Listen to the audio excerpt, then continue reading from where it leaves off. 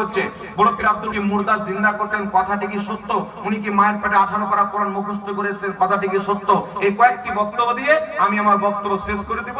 কারণ কিছু গাঁজাখোর বেরিয়েছে, ওরা গস পাকের কারামত কেউ মিটাতে চায়, আছে না? বলে গস পাক যদি মুর্দা জিন্দা করতেন তো উনি নিজে কেন মরলেন? যুক্তি দেখে, যুক্তি দেখে। যাই হোক, একটা মৌলবী ছিল আপনাদের বীরভূমে, নামটা মনে হয় গোলাম মুর্তজা, মরে গেছে, জাহান্নামে চলে গেছে। নামটা হয়তো আপনারা অনেকে শুনে হবে। এই বক্তব্যের মধ্যে বলছেন নবী যদি গায়েব জানতেন তো উনার দাঁত ভাঙা হবে যুদ্ধের ময়দানে, উনি গেলেন কেন? এর মানে গায়েব জানেন না? আল্লাহ পাক কোরআন পাকে বলেছেন, যে ব্যক্তি আল্লাহ রাসূলকে কষ্ট দিল, লাআনাহুমুদ দুনিয়া ওয়াল আখিরাত, দুনিয়া আখিরাতে তার প্রতি লানাত। আল্লাহ নবীকে কষ্ট দিল, তাহলে নবীকে কষ্ট দিতে পারে, উনি মানুষ, আল্লাহকে কষ্ট দিতে পারে? কথা বলেন। আল্লাহ কেন বললো? আল্লাহ এটাই বুঝিয়েছেন যে আমার নবীকে কষ্ট দিল সে আমি আল্লাহকে কষ্ট দিল। তাই নবী পাকের দাঁত ভেঙেছেন তো আল্লাহ কষ্ট পেয়েছেন কি পাননি? কথা বলেন, কোরআন অনুযায়ী পেয়েছেন। তাহলে আল্লাহ তাবারাক ওয়া তাআলা কেন বললেন না যে নবী ওখানে যেও না, তোমার দাঁত ভাঙবে? তো এখান থেকে তো আল্লাহ গায়েব জানেন, এটা প্রমাণ হয় ওর যুক্তি অনুযায়ী, হয় কি হয় না? কিন্তু আল্লাহ পাক তো জানেন নবী তো যাচ্ছেন, আমি যাব, আমার দাঁত ভাঙবে, সাহাবায়ে কেরামের শহীদ হওয়ার জজবা বাড়বে। যে নবী যদি দাঁত ভাঙাতে পারে তো আমরা জীবন দিয়ে হলেও ইসলামকে রক্ষা করব। সুবহানাল্লাহ, সুবহানাল্লাহ। এই গাঁজার বেটারাকে কে বুঝাবে? নবী পাক বলছেন ওই ওয়ালিদ বিন মুগীরাকে, তুমি হচ্ছে রাখালের সন্তান, তোমার বাপের সন্তান নয়। তলোয়ার বের করে মায়ের ঘাড়ের সামনে করে বলছে, মা বলো আমার বাপকে। মা বলছে, বেটা এতদিন এইগুলো সওয়াল কেন করছো? বলছে মুহাম্মদ সাল্লাল্লাহু আলাইহি ওয়াসাল্লাম বলেছেন আমি নাকি রাখালের সন্তান, উনি তো মিথ্যা বলেন না, সত্য কথা বলো। মা বলছেন মুহাম্মদ সাল্লাল্লাহু আলাইহি ওয়াসাল্লাম বলেছেন তো সত্যই বলেছেন, তোমার বাপ বহুত পয়সাওয়ালা মানুষ, তার জমি জায়গা কে খাবে, তার বাচ্চা কাচ্চা হবে না, আমি একটা রাখালের সাথে জিনা করে তোমাকে জন্ম দিয়েছি। তাই বলেন তো বাবা, আর মা কোথায় রাখালের সাথে জিনা করে না করলে আমার নবীকে দেখতে গেছিলেন?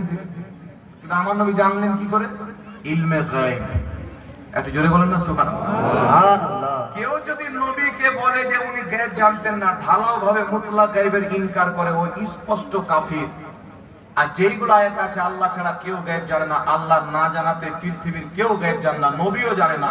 কিন্তু আমাদের নবী আল্লাহর জানাতে গায়েব জানে, এটা যে অস্বীকার করবে ও কাফির, মুসলমান থাকতে পারে না।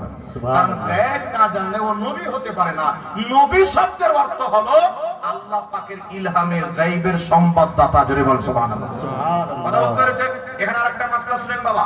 আমি এক জায়গাতে বক্তব্য দিয়েছি, নবী পাককে ভাই বলা চলবে না, নবী পাকের সম্মান বড় ভাইয়ের মতো করতে হবে। এটা বলা হারাম এবং বিদআত এবং নাজায়েজ, সমাজে কুফরিও হতে পারে। তো আমার বিরুদ্ধে কিছু ফুচকা মৌলবি বেরিয়েছে, সোশ্যাল মিডিয়ার মাধ্যমে রদ করতেও জানে না। জাহাঙ্গীর সাহেব ডুগডুগি বাজাবে, ডুগডুগি বাজাবে, ট্রেনে যেমন হিজড়াগুলি তালিমের টাকা চায় ওই রকম ভাবে বক্তব্য দেয়। লেহেজা হয় না, কিছু আছে নামারদের মতন এইভাবে ফুটা দিয়ে দেবে মাথাতে, দেখেছেন?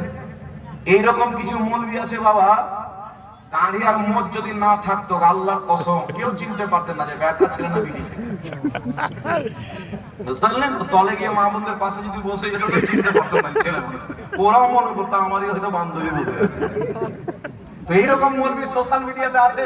এই যে মাথায় ঘোমটা দেওয়া, বুখারী শরীফের মধ্যে হাদিস এসেছেন, আনাস বিন মালিক মিম্বারে চাপলেন খুতবা দেওয়ার জন্য জুমার দিন, দেখছেন বিভিন্ন সাহাবী মাথায় টুপি আছেন, টুপির উপরে এইভাবে চাদর দিয়ে এসেছেন।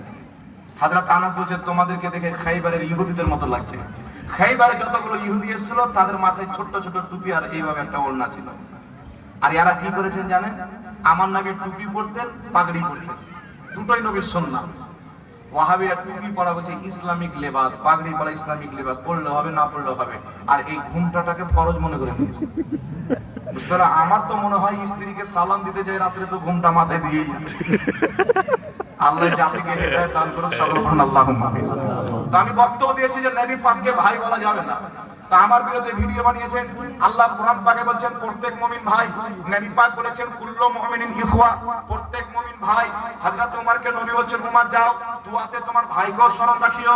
তো আমরাও মুমিন, নবীও মুমিন, আর হাদিস কোরআন বলছে মুমিন মুমিন ভাই, তাহলে বুঝা গেল নবী আমাদের ভাই। আউযুবিল্লাহ। আমি প্রশ্ন করলাম ওয়াহাবি তোর বাপটা মুমিন না কাফির? বলছে পাক্কা মুমিন। তুই মুমিন না কাফির? বলছে আমিও পাক্কা মুমিন। তাহলে ওর ভাই পাক্কা, ওর বাপ হলো ওর ভাই, নাকি বলে? নবীও মুমিন, আমরাও মুমিন, আর কোরআন হাদিস বলছে মুমিন মুমিন ভাই। তাহলে নবীকে এই যুক্তি দিয়ে বলছেন নবী মুমিন, আমরা মুমিন, তো নবী আমাদের ভাই হলো, উনাকে আল্লাহ বেশি সম্মান দিয়েছেন তো উনি বড় ভাই হলেন। তাহলে ওর বাপকে ওরা মুমিন মনে করে, নিজেকেও মুমিন মনে করে, তাহলে ওর বাপ এই যুক্তিতে ওর ভাই হলো কি হলো না? তাহলে ওর মা হবে না ভাবি হবে? ওর যে বেটা জন্ম নিবে ওটা ওর ভাই হবে, ও তো মুমিন বলবে। তেরা কোন কোম্পানির গাঁজা খায়? এই কোম্পানি ভারতে পাওয়া যায় না, আমেরিকাতে পাওয়া যায়। কিন্তু ওই গাঁজা আনতে গেলে ভিসা পাবেন না। এই বেটারা কি করে যায় আল্লাহ পাক জানে। যুক্তি দিয়ে নবীকে ভাই প্রমাণ করতে গিয়ে ওর বাপেরই ভাই হয়ে গেল। আল্লাহ হেদায়েত দান করুক, সকলে বলেন আল্লাহুম্মা আমিন। অবশ্যই মুমিন ভাই, আমরা সবাই মুমিন, আর আমার নবী হচ্ছে ঈমানের জান। সুবহানাল্লাহ, সুবহানাল্লাহ। আল্লাহ বলেন মাকানা মুহাম্মাদুন আবা আহাদিম মির রিজালিকুম ওয়ালাকিন রাসূলুল্লাহি ওয়া খাতামান নাবিয়্যিন। আল্লাহ বলেন মুহাম্মদ তোমাদের মধ্যে কোন ব্যক্তির বাবা নয়, ওয়ালাকিন রাসূলুল্লাহ, উনি একজন আল্লাহর রাসূল, ওয়া খাতামান নাবিয়্যিন, আর সমস্ত নবীর শেষ নবী। কিয়ামত পর্যন্ত ইনার পরে নতুন নবী জন্ম নেওয়া অসম্ভব। তো আল্লাহ বলেন তোমাদের মধ্যে মুহাম্মদ করির বাপও নয়, আর ওয়াহাবি বলছে আমাদের ভাই। চিন্তা করছে, ওর বাপ হলো না তো ভাই কি করে হবে? আর মুমিন যদি ভাই বলে তো ওর বাপও মুমিন, ওর দাদাও মুমিন, ওর বেটাও মুমিন, ও বলে আমার গোটা গোষ্ঠী মুমিন, তাহলে গোটা গোষ্ঠী তো ভাই হবে। চাচা নানার অস্তিত্বই থাকবে না শরীয়তে, নাকি বলে? তো এরা এই কোম্পানির গাঁজা খায় না, আমেরিকার কোম্পানির গাঁজা খায়। এদের ধুলাই শুধু বক্তব্যের মাধ্যমে হবে না, পুষ মাসের ঠান্ডাতে আর বলরামপুরের চৌমোহনী রাস্তাতে উলুঙ্গা করে ভোরের টাইমে 2 ঘন্টা রেখে কাঁচা কঞ্চি মেরে পাছাতে লাল করেন, দেবী বলবে। এই শাস্তি না দিলে এরা শুধরাবে না। বুঝতে পারছেন? নবীকে ভাই বানাতে যাচ্ছে, নাউজুবিল্লাহ, আস্তাগফিরুল্লাহ। আল্লাহ হেদায়েত দান করুক, সকল প্রাণ আল্লাহুম্মা। যাই বাবা, বেশি বললাম না। কয়েকটা প্রশ্ন এসছে, উত্তর দেব না ছেড়ে দেবো বলেন? যে মৌলবী কি আছে দেখো, দেখেন তো, আমাকে লিখে দিলে একটু স্পষ্ট লিখবেন, বুঝতে পারলেন? কষ্ট করে বাংলা শিখেছি, বুড়া বয়সে শিখেছি। হ্যাঁ, ঝাড়খণ্ড।